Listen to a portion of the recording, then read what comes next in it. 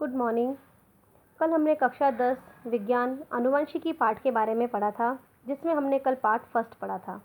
उसमें हमने आनुवंशिकता की परिभाषा, मेंडल के बारे में, मेंडल के प्रयोग जो कि उन्होंने मटर के पौधों पर किए, साथ ही साथ मटर के पौधों के विभिन्न लक्षण जो मेंडल ने अपने प्रयोग में लिए, उनके बारे में हमने पढ़ा था। आज हम उसी टॉपिक को आगे कंटिन्यू करते हैं और हम आगे पढ़ते हैं।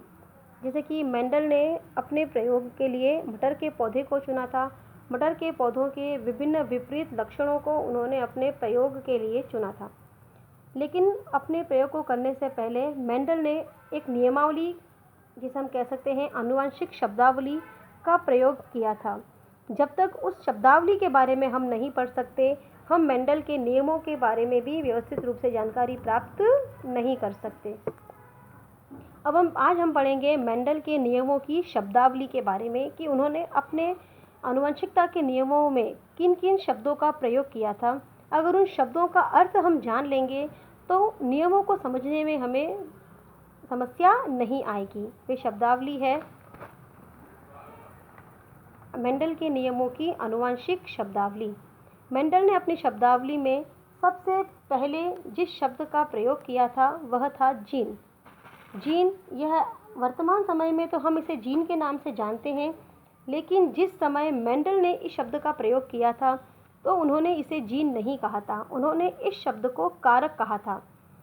कारक वह होता है जो किसी भी लक्षण को नियंत्रित करता है, यानी कि कोई भी लक्षण है जो पिता से पुत्र में जा रहा है तो वह उस कारक पर निर्भर करता है। वर्तमान समय में इस कारक को जीन के नाम से जाना जाता है।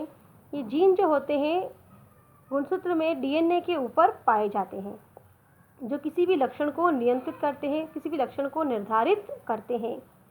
ये जो कारक होते हैं ये हमेशा जोड़ों के रूप में लिखे जाते हैं, जोड़ों के रूप में, अर्थात इन्हें हम टीटी,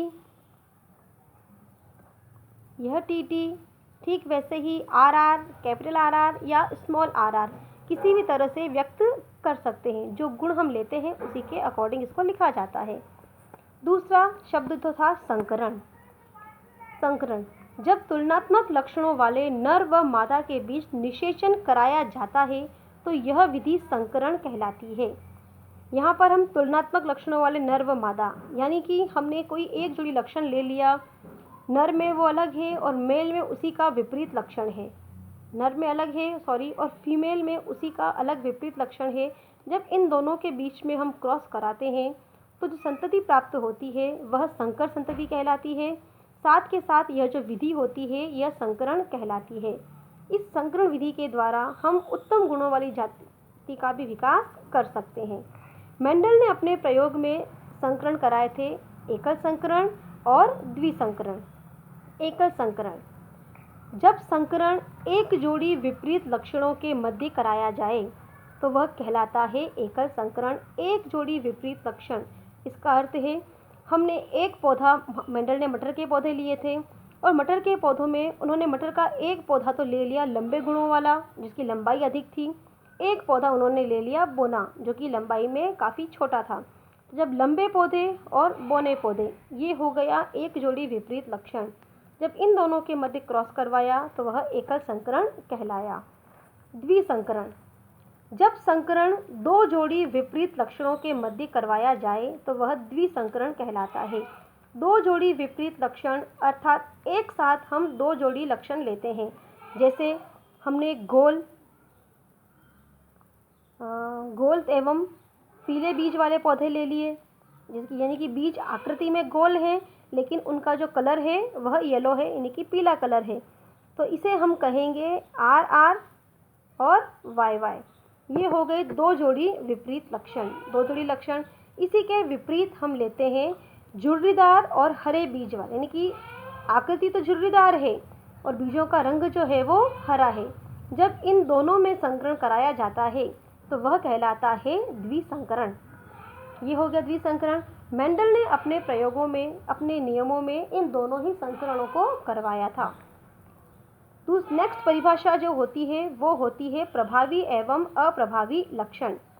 प्रभावी और अप्रभावी लक्षण, जब विपरीत लक्षणों वाले पौधों के बीच संकरण कराते हैं अब ये विपरीत लक्षण जो होते हैं एक जोड़ी भी हो सकते हैं या ये 2 जोड़ी भी हो सकते हैं, यानी कि हम एक जोड़ी पौधे भी ले सकते हैं और 2 जोड़ी विपरीत लक्षणों वाले पौधों को भी चुन सकते हैं। इन पौधों में जब परस्पर संकरण कराते हैं तो प्रथम पीढ़ी में जो लक्षण प्रकट होता है, यानी कि जो लक्षण सबसे पहली संतति में दिखाई देता है उसे तो प्रभावी लक्षण कहते हैं, और जो संकरण छुपा रह जाता है उसे अप्रभावी लक्षण कहते हैं, या जो अपना प्रभाव नहीं दिखा पाता। फिर उन्होंने काम में लिया था समयुग्मनजी पौधे। समयुग्मनजी पौधे अर्थात जब युग्मनज में एक ही प्रकार के लक्षणों का जोड़ा विद्यमान हो तो उसे समयुग्मनजी पौधे कहते हैं। यानी कि हमने जो संतति पौधे प्राप्त किए उसमें एक ही प्रकार के कारक हैं, या तो वे दोनों ही कारक टी और टी हैं, या वे दोनों ही कारक टी और टी हैं, यानी कि समान कारक है तो वह जो पौधा है वह समयुग्मनजी पौधा कहलाएगा। लेकिन अगर हम संकरण कराते हैं और जब नई पीढ़ी युग्मनज हमको प्राप्त होता है, उस युग्मनज में असमान कारकों का जोड़ा विद्यमान हो, यानी कि दोनों ही जो कारक हैं वो अलग अलग हो, तो वह विषम युग्मनजी पौधा कहलाएगा। जैसे कि एक कारक ये है और उसी के साथ में जो दूसरा कारक है वह यह है, या एक कारक कैपिटल आर है और दूसरा उसी के साथ में स्मॉल आर है। अगर इस तरह से विपरीत कारक विद्यमान हो तो यह जो पौधे हैं यह विषम युग्मनजी पौधे कहलाएंगे।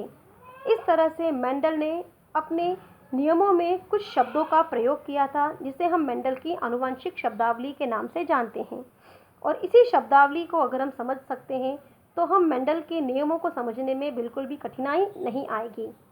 आज हमने मेंडल की आनुवंशिक शब्दावली के बारे में पढ़ा। कल हम मेंडल के नियमों के बारे में पढ़ेंगे कि मेंडल ने अपने प्रयोग के लिए कौन कौन से नियम दिए थे और उन नियमों में क्या अर्थ है। उन्हीं के बारे में हम कल पढ़ेंगे। धन्यवाद।